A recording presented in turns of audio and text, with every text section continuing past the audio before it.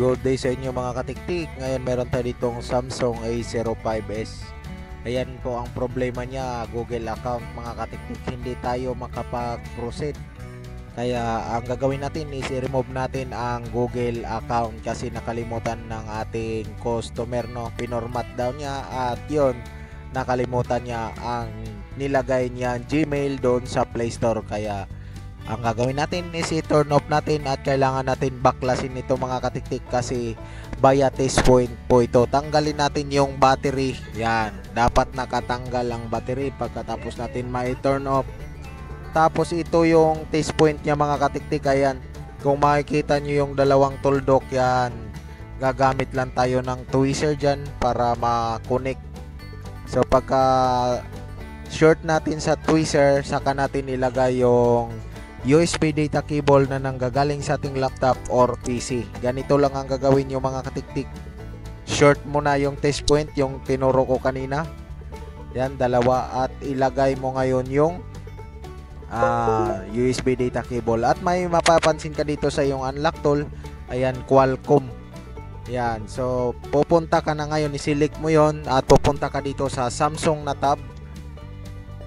Ay, bago mo pala pumunta sa Samsung na tab is kailangan mo ibalik pag-connect ang battery at i-type mo na yung model niyang A05s o A057F. So pinili natin is bit 4 dahil binary 4 siya mga katiktik, at saka natin i-click ang erase FRP. So yan mga katiktik, bago nyo i-click ang erase FRP, make sure na nakalagay na yung battery sa connector ng battery terminal. So nakikita nyo is erasing FRP is okay. So kusa na po itong magre-restart o mag-reboot ang ating A05s na Samsung. So antayin na lang natin na matapos siya at mag-open. Hindi naman to abot ng 5 minutes. Mag-open na po yan nasa 2 minutes. So 30 seconds po ito sa akin mga katiktik. At kung bago ka lang dito sa aking channel, huwag kalimutan mag-like. Kapag isa ka sa natulungan sa aking video, huwag kalimutan mo mag-like mga katiktik.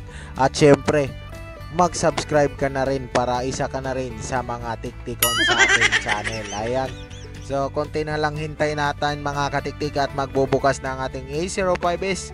At kapag nagbubukas na ito, isi-set up mo na lang ito mga katiktik. Ayan.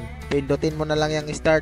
No need to connect wifi. Skip mo na lang yan mga katiktik hanggang makarating tayo dito sa home screen. So again, this is Clerbans and this is your katiktik.